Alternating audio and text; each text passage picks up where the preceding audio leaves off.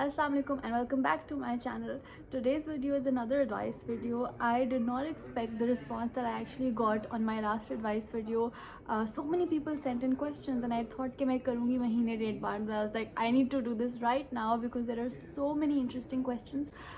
Interestingly ज़्यादातर सवाल relationship advice के बारे में है and just let me put this out there. I am not a relationship coach. I am not a relationship counselor, but one day I will be. I really do plan on doing some professional trainings in that field because I find it very interesting.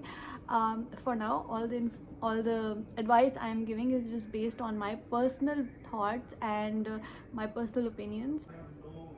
So just take this as advice that a friend would give you. Don't think of it as professional advice. So the first one, how to politely say no to mother-in-law. No, no, that's it. And saying no is not impolite. And आप जितनी लंबी तमहीद बांधेंगे, जिस इंसान ने नहीं समझना वो तब भी नहीं समझेगा. And people who respect your decisions will understand even if you just tell them no. This is something I'm trying to practice more in my life as well. जब बचपन से हम देखते हैं जब भी कोई इंसान मना करता है किसी चीज़ से तो वो एक बड़ी लंबी कहानी सुनाते हैं. I can't do this because this reason. उसमें से आधे सच होते हैं आधे झूठ होते हैं. What I'm learning now is that you don't always have to do that, and you can just say no, I am not able to do this, or no, I don't want to do this. That's it. And if the other person is a rational human being, they will over time learn to respect that your no means no. Even when you expect things from other people, अगर आपको कोई इंसान किसी चीज़ से मना कर देता है, take that as a no. Don't expect them to justify their decision to you. If someone says no, it should be the end of that conversation. So I would say just very clearly say no. That's it. There's nothing impolite about saying no. Okay, this is a juicy one. How important is attraction in a marriage in the long run? Okay, अब long run का मैं कुछ कह नहीं सकती. I've only been married 2 years.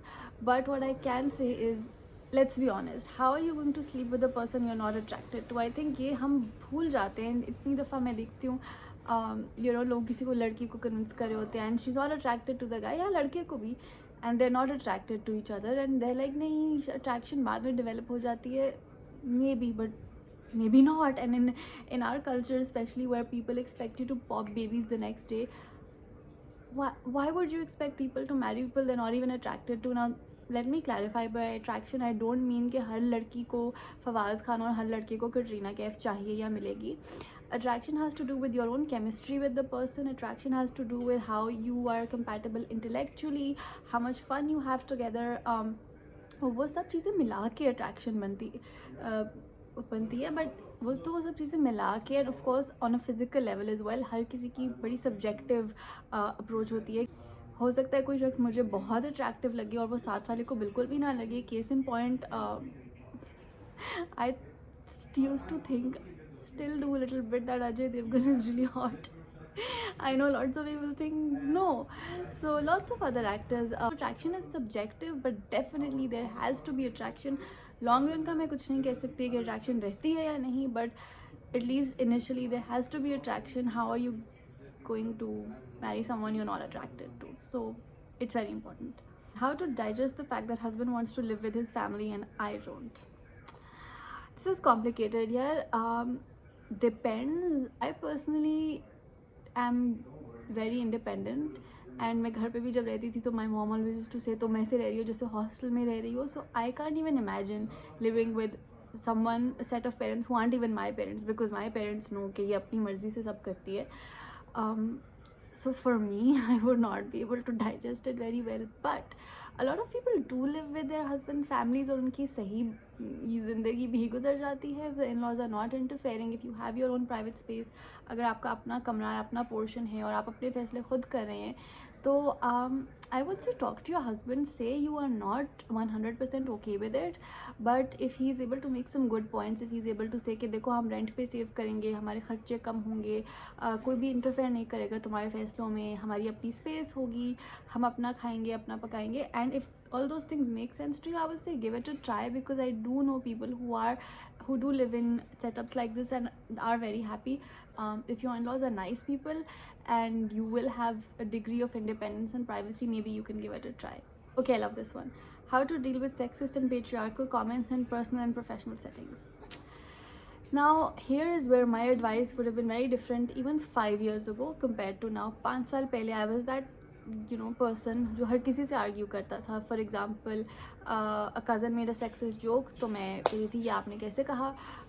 सम हमारे सबके घरों में ऐसे अंकल्स होते हैं, उनका आना जाना होता है, who make second wife jokes, and it's all drawing room talk in our country unfortunately. और मुझे बहुत गुस्सा चढ़ता था, and I used to argue with those people. कभी कोई रेप की न्यूज़ ब्रेक हुई तो there would always be that one uncle who would say कि अच्छा पर देखिए ना, लड़कियों को भी ऐसे नहीं करना चाहिए. और मुझे बहुत आग लगती थी और मैं बहुत आर्ग्यू करती थी इस चीज़ पे. ओवर टाइम आई रियलाइज उनका ओपिनियन तो चेंज नहीं होता. वो हमारे घर आते हैं, अपनी पटर पटर करते हैं, घर चले जाते हैं, and he is very firm in his beliefs. And I have now made myself angry for no reason for this person who doesn't care for my opinion.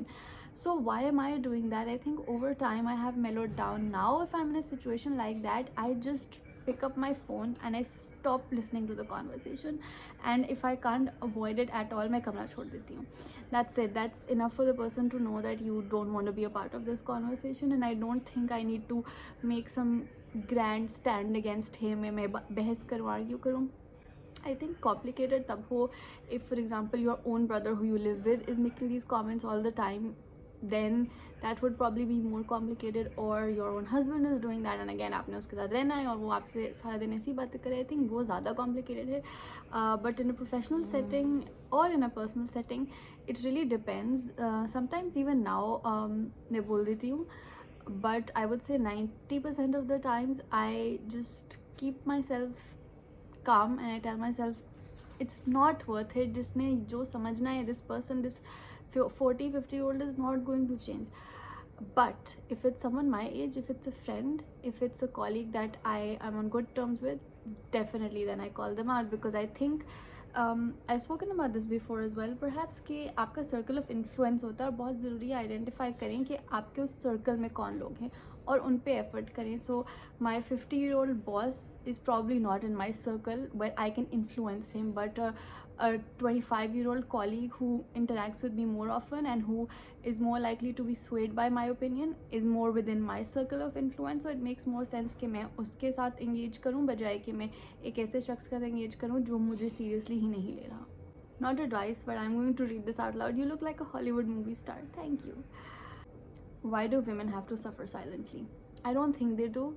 I think they are taught to, and I think women who suffer silently उनको बहुत सिखाया जाता है कि तुम्हें पता नहीं क्या इनाम मिलेंगे. ऐसा कुछ नहीं है. इनमें किसी को कोई तमगा नहीं मिलता for tolerating abuse and torture. So I don't think women have to or should suffer silently. Ultimately, we have to realize, unfortunately, no one else is going to stand up for ourselves. A lot of women, even their own families, don't stand up for themselves. So if you don't stand up for yourself, then yes, you will suffer in silence, but that's no way to live. How to convince your desi parents for studying abroad. Okay, now this is my personal life story. When I was 18-19, मुझे बहुत शौक था America जाके पढ़ने का बेइंतहा. And I applied to so many colleges. I got into some, and my mom was like, "No, you are too young. You can't go." मैं बहुत रोई धोई कि मुझे जाना है, और मेरी सब दोस्तें भी बाहर जा रही थी. But my mom said, "No, you can't go." End of conversation. And I think in retrospect, मैं शायद थोड़ी और बहस करती तो इजाज़त भी मिल जाती, पर उस वक्त मुझे लगा कि it's not worth it for me. I thought कि ठीक है, मैं बैचलर्स यहाँ से कर लेती हूँ, मैं मास्टर्स के लिए बाहर चली जाऊँगी. And that's exactly what happened. By the time I finish my bachelors और मैंने मास्टर्स के लिए अप्लाई किया, I think because I was older, my mother had more like less fears about me moving to another country, and this time she was actually very okay. In fact, this wasn't even a conversation that we had where she was like नहीं जाना. She was like हाँ ठीक है, तुम्हारा दाखिला हो गया, तुम जाओ. So I think it really depends on family to family and person to person, because जिस साल मैं नहीं गई थी, अगले साल मेरी एक कज़न और हमारी फैमिली में जनरली लड़कियाँ बैचलर्स करने बाहर कभी भी नहीं गई थी. So my cousin really took a stand and she did end up going. So I think it depends on how much you're willing to put in a fight for it. I wasn't really, क्योंकि मैं खुद भी थोड़ी डर रही थी bachelors के time पे, तो मैंने बोला अच्छा ठीक है जाने देते हैं, मास्टर्स करने के लिए I will take a stand. But by that point I think my parents had understood that she's an adult and she's capable of looking after herself, so she can go and do whatever she wants. So I think my advice would be to stand up for yourself and if you think कि हाँ this is something is very important for you, definitely go. If you're an undergrad student and you think कि ठीक है पाकिस्तान से ही मैं undergrad कर सकती हूँ, so that's fine as well. You can go for your masters. अगर आपने masters कर लिया, you can still go for your PhD. So it's never too late to go. What I would say is definitely try to go, because the exposure that you get studying in an international setting वो आपको कभी भी अपने मुल्क में रह के मिल ही नहीं सकता. और अगर कोई financial aspect है that your parents don't want to spend that much money, there are lots of scholarships that you can apply to. So definitely factor that in as well, because a lot of our parents can't really afford to send us अगर वो भेजना चाहें भी. So if you already have the finances sorted out, then it's easier to convince them.